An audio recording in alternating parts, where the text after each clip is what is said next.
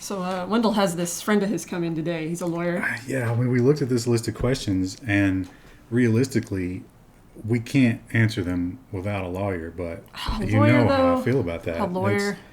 I don't really want to be even in the same room with one. I've heard that they're like bloodsuckers. Like, will he charge us for this? Literal consuming like infant blood to survive. He's going to charge us for this, isn't he? Level 1 can't afford that. I don't know if we should even do this.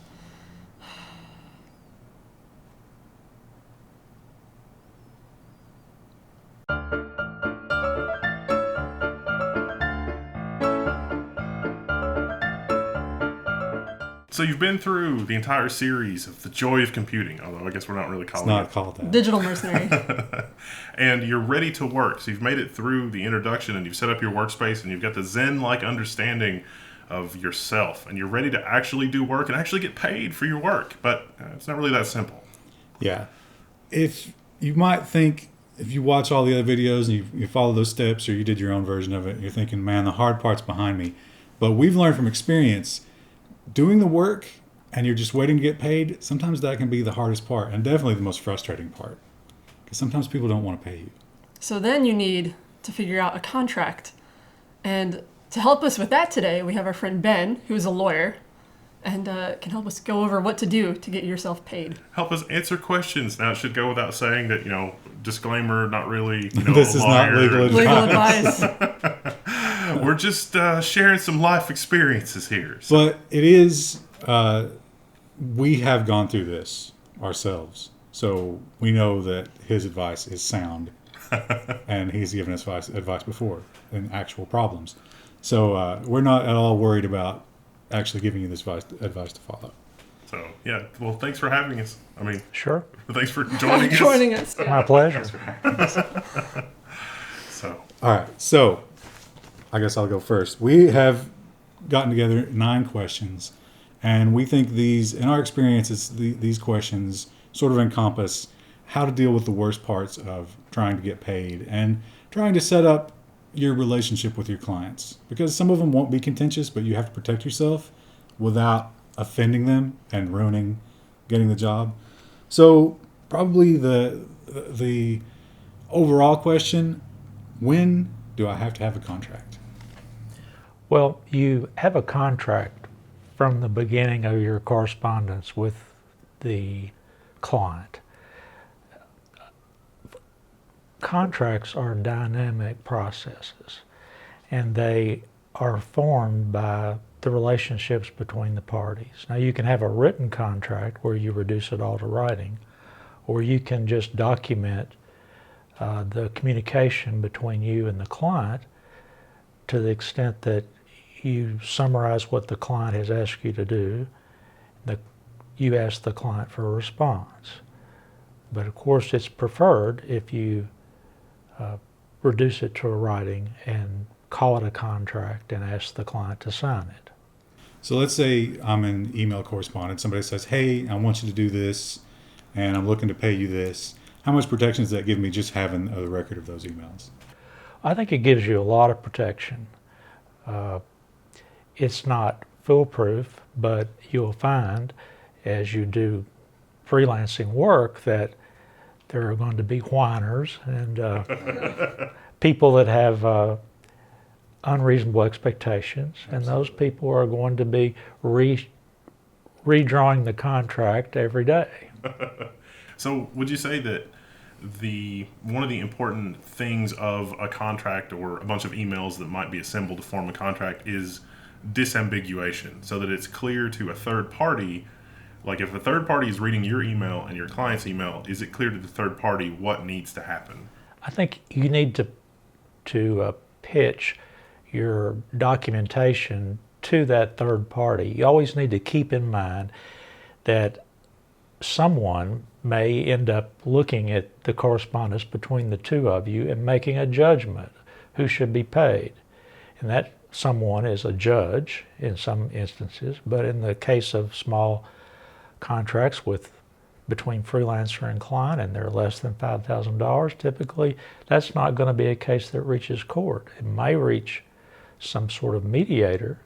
So you need to be clear in your language and restate what the client has told you, and hopefully get some response from the client, either clarifying your email or saying that's correct.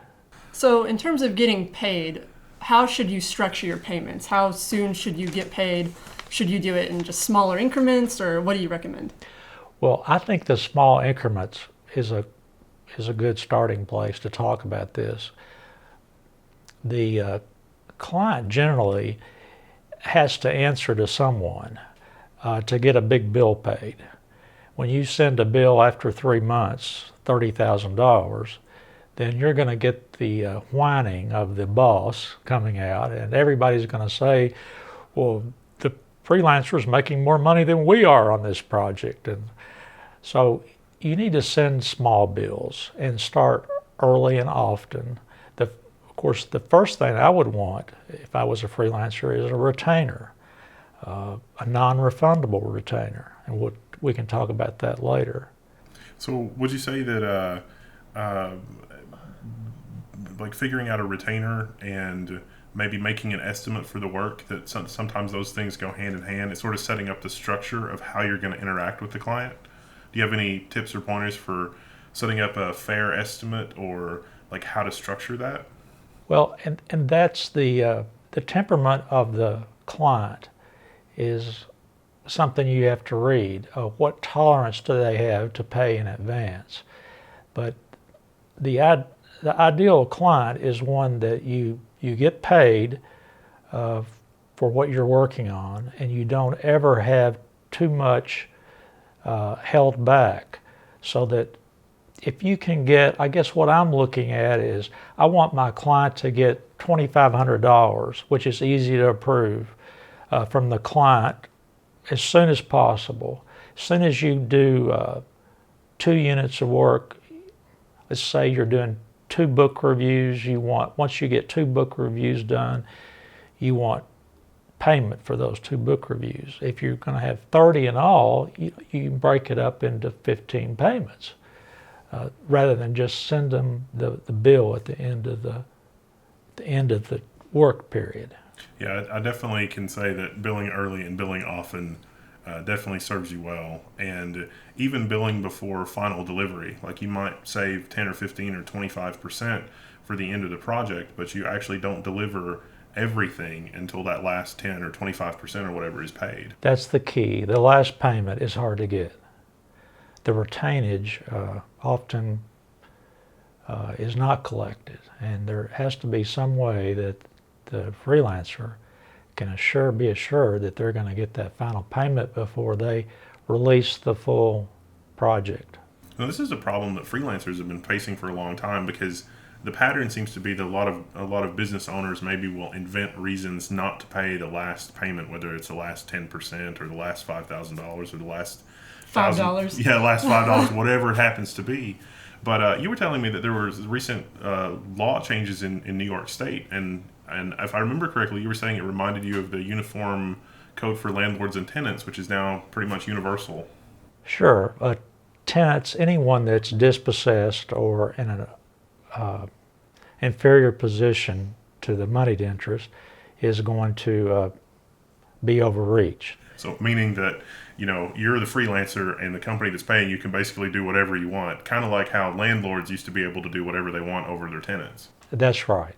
So what the New York City Council did about 3 or 4 years ago is they passed some enabling legislation which allows a regulatory body in New York to set standards for freelancing. And I think the idea of it is to identify clients who typically run over tenants, or freelancers run over, in this case, run over freelancers. So once you can identify the problem, the deadbeats, then you can kind of deal with it legislatively. That's helpful, yeah. So, and it may be not so long before we start seeing laws like that everywhere, which will be good for freelancers probably if we're going to move into a freelance economy. I would hope so. There is a woman that I want to bring up at some point, who is a labor lawyer. And in 1995, she had graduated from law school and she went to work for a law firm.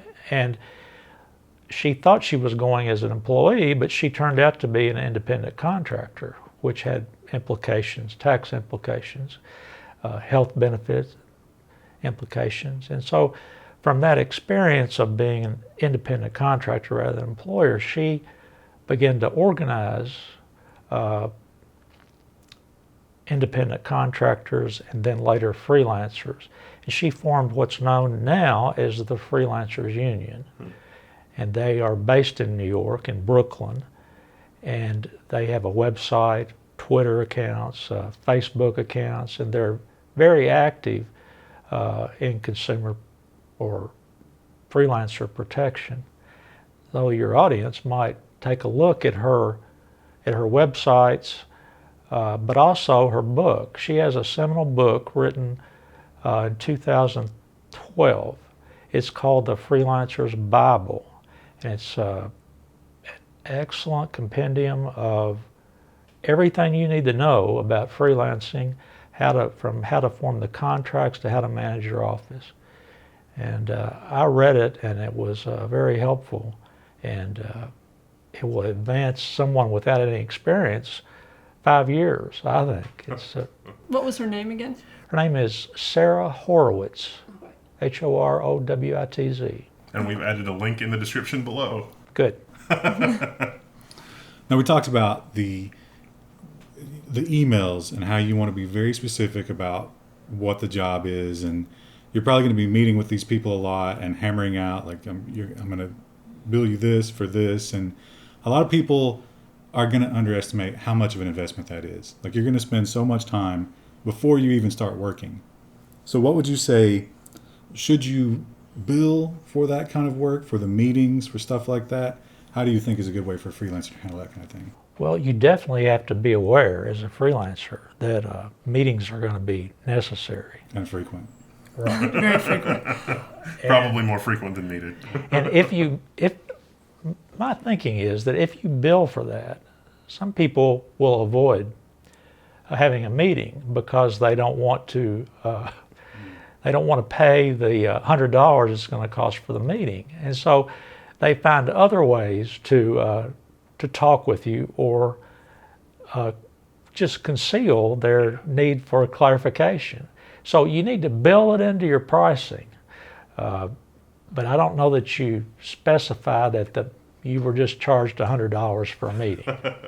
It turns out that that's something that I definitely think I still struggle with, because what seems to work pretty well is in the project to be like, okay, this is going to be a 2-week project and it's going to take this, and this. We'll just go ahead and pre-schedule this number of meetings and just build it into the cost that way.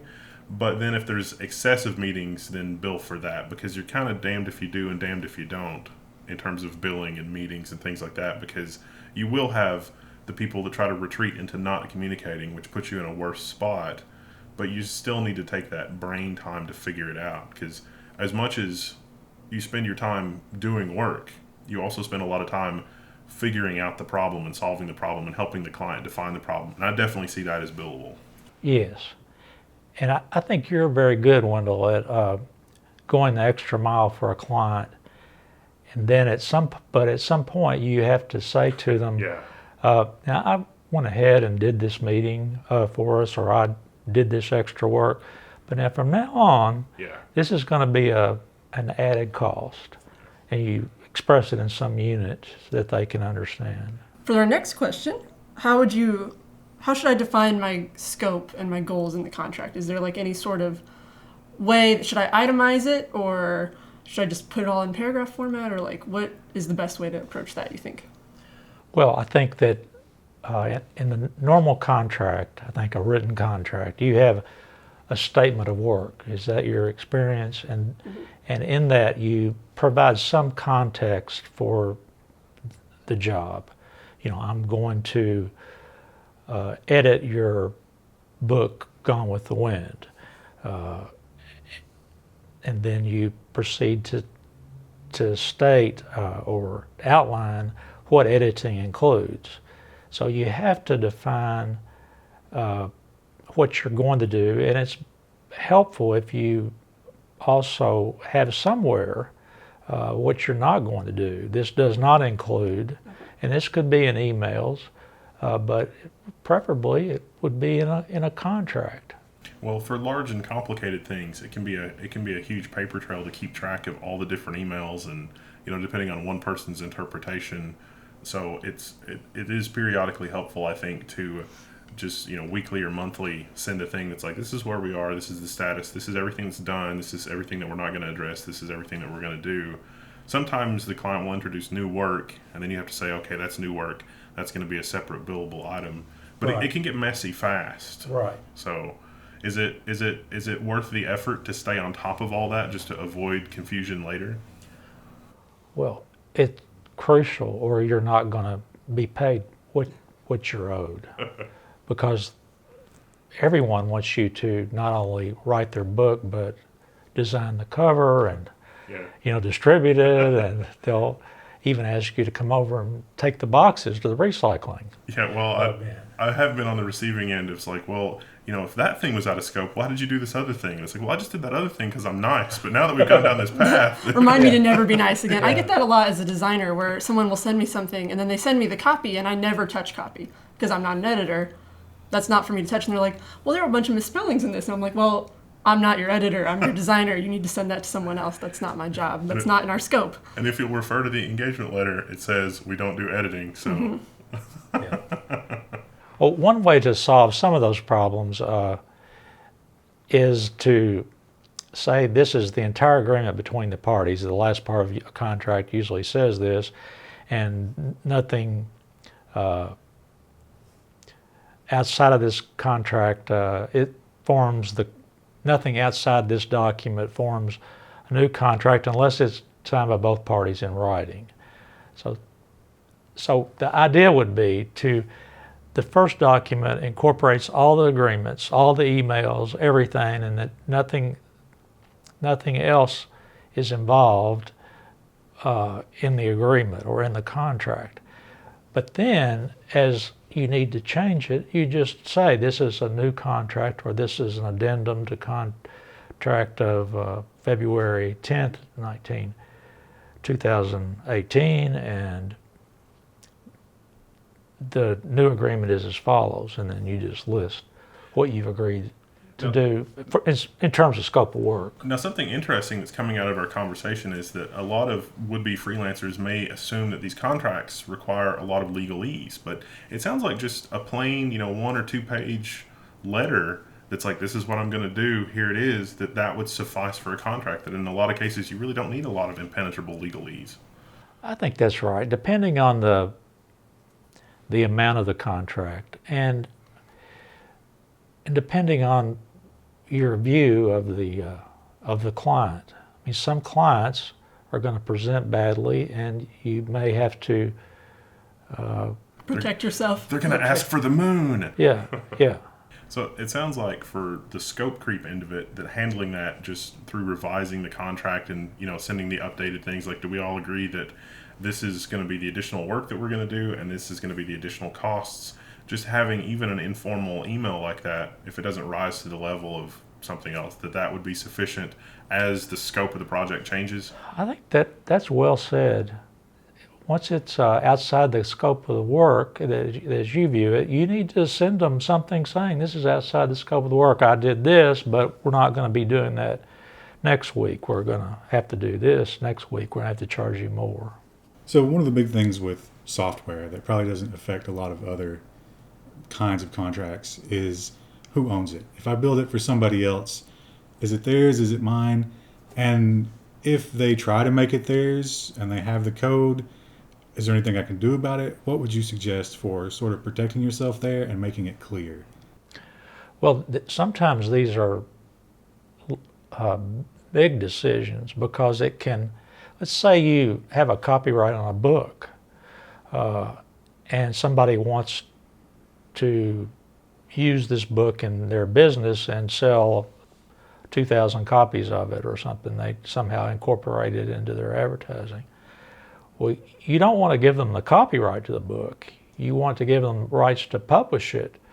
But you may want to use this book or the content that you've been working on for 2 or 3 years. You may want to use it in a dozen papers that you write later. You may want to incorporate it and fold it over into a whole new book. And for sure, with software, you don't want to give away your software. You want to license it and keep the copyright, keep the rights to it. So do you have any suggestions about Is that, language to include? Or just put that in writing, are you saying? Well, sometimes, as Wendell knows, these are big issues and some large deals, and so you definitely have to get a patent lawyer and consult with them. They're really good at drawing up contracts. I struggled in the early days not knowing what the language was. Copyright is a special area of law that general practitioners don't know anything about, and so getting a patent attorney is very important to protect your rights. But generally, if you're going to be a do-it-yourselfer, you just want, which we all do, we just want to give them a license, and we want to keep ownership of that software so you can use it on other things. Yeah, it would be like asking a carpenter or a drywaller to give up their tools is how you can explain it to your clients or your would-be clients. Yeah, that's a good example. So usually just in those simple, friendly one-page emails, I think, in the early days, just the one line is like, you have a worldwide, perpetual, non-revocable license to do with this code as you please, but we retain the ownership, or I retain the ownership, or whatever. And that generally works pretty well. For the open source licenses, like the GPL version 2, just a statement that any work done will be licensed under the GPL version 2 because this work is based on other work that's already licensed, GPL version 2 or 3 or MIT license or whatever. And so usually the conversation with the client's not too hard because it's like, well, I'm doing work for you. You don't own the code. We're just continuing to license the code the same way that, whatever is based on is licensed as. And usually that's sufficient. That's not really like, if you were doing something really expensive, definitely see a patent attorney and help them get it sorted out. But for pedestrian stuff, it's fine. What do you do? This is the question everyone has been fast forwarding through the video to find is, what do I do if the client doesn't pay me? Panic. That's usually what I do. Well, we see a post on Reddit every other day where like somebody has set a client's website on fire and there's just like animated GIFs in the background and it's like, oh, you didn't pay me. I've destroyed your website. That's not okay. Yeah, you need to prepare for that event from the beginning of the contract, I think. And I'm sure there are ways that you have for websites that you can you can have the website as demonstration only, but it doesn't go live until you're paid. And I don't know, I'm sure most people, technical knowledge, know how to do that. That's the easiest way to do that. Nothing motivates payment faster than we need this to do whatever. It's like, great, send me a check. Yeah. Or pay my credit card because, even freelancers can take credit cards now. And that makes life a lot easier in some ways. I see. So, yeah, it's definitely, so it's. Would you say that if it's not okay to really do anything with it if it's already on servers or whatever owned by the client? That worries me, as you know. I think once the horses have escaped. Once the website's up and going, and you come along about a month later and you haven't been paid in the 30-day time period, and you start turning off somebody's website, your lawyer better be up overnight preparing a motion for declaratory judgment or something and filing it at the courthouse the next morning because the client's going to be upset that their website's turned off. So that's a risky. So what would you do? Yeah, can you do that? I assume you shouldn't, but I think that the damages are too great, really, to turn someone's website off once it's up and going. A judge would frown on that too. I think it's just the equity between the parties would say, well, this is reducible to, the client is going to claim loss of income. And that's another thing in your contracts we need to talk about at some point is is talking about what happens if the contract is terminated and or that someone's in default. What are the damages? And the freelancer doesn't want to have damages outside the scope of the contract. You want to try to limit it to the amount of the contract if you can. Yeah. So what you mean, I think, is just having just a one-line statement, in plain English that is, I'm not responsible for anything beyond the fee collected from the client. So if you do a $5,000 project and the client pays you $5,000 and then something crazy happens later and the client wants a refund, they can't demand $10 or $15 or $20,000 for having to redo whatever you did and asking for damages from having to find somebody else to do it and whatever. Right. We call that liquidated damages, and you put that in the contract. If there's a default, what are the damages going to be? And then you can just spell out what they can be. And they won't exceed the value of the contract. So worst case scenario, you only have to give a client a full refund and not more than that, because that would be bad for business. And if you have that in writing, that is liquidated damages, you can do that. And then there are two other variables, the kill fee, which enables anyone to get out of the contract for a price. And it would be nice if the freelancer has a death in the family that they could, and just can't work on the project anymore, that they could get out of their contract. You can write that in the event of default of either party, the amount to be paid to the other is $1,000 or $10,000 or whatever. Now, there are also some freelance services like Updesk and I don't know, I can't think of any other ones. There are websites that will hold that money in escrow for those types of arrangements, but those are typically for jobs in scope of like $5,000 or less, I would say. Mm-hmm. So pretty pedestrian.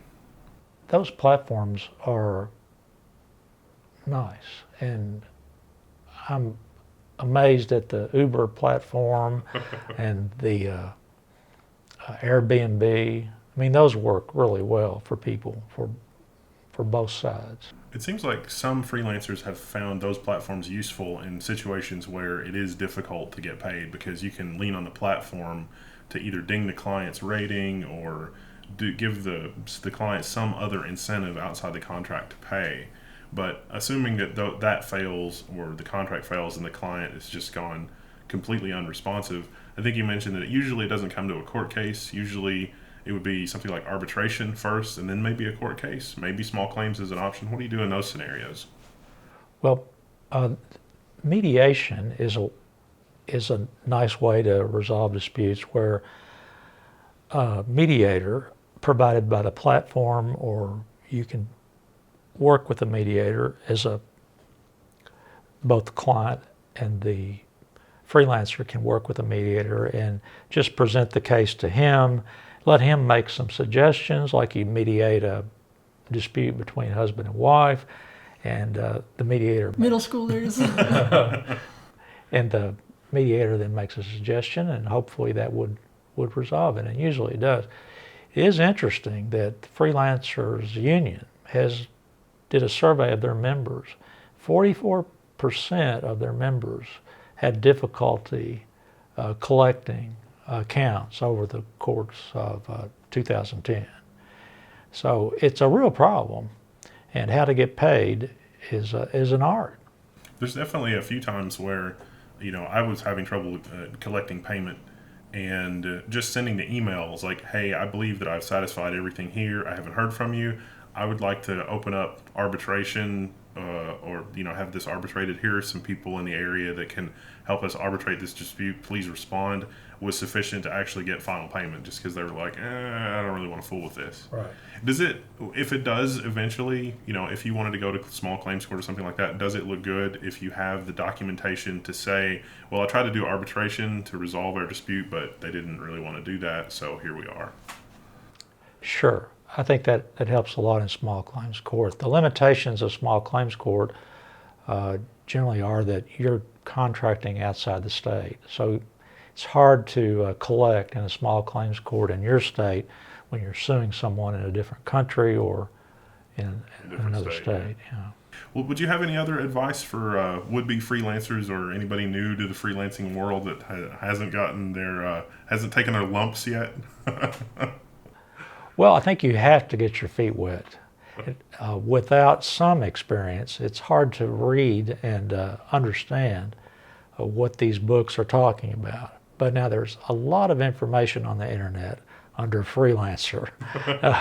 Most of it's terrible. It's all right. Probably so.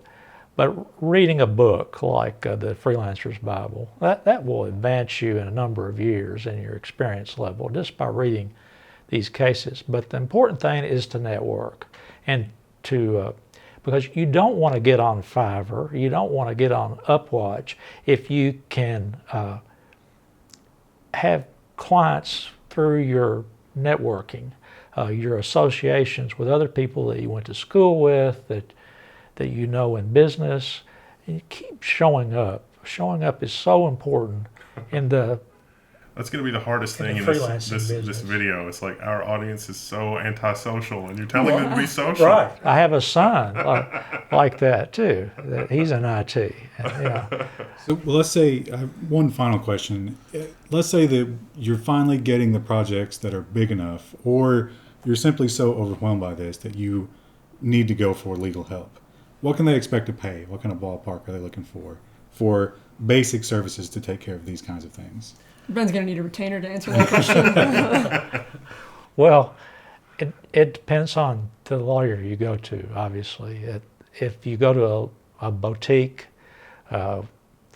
that's one or two people in your town, you're probably going to get a free consultation, and you're going to get a yes or no whether they know much about freelancing law and whether they're willing to write letters for you. And sometimes relationships can develop where you take care of the computers of the lawyer for the first month, and then he writes a few letters for you, and then he realizes he can't live without you, and then Wendell owns all the lawyers in Richmond, I think, But because he just, once you taste Wendell's magic potion, you're not going to drink anywhere else. Or whoever the contractor may be. Right.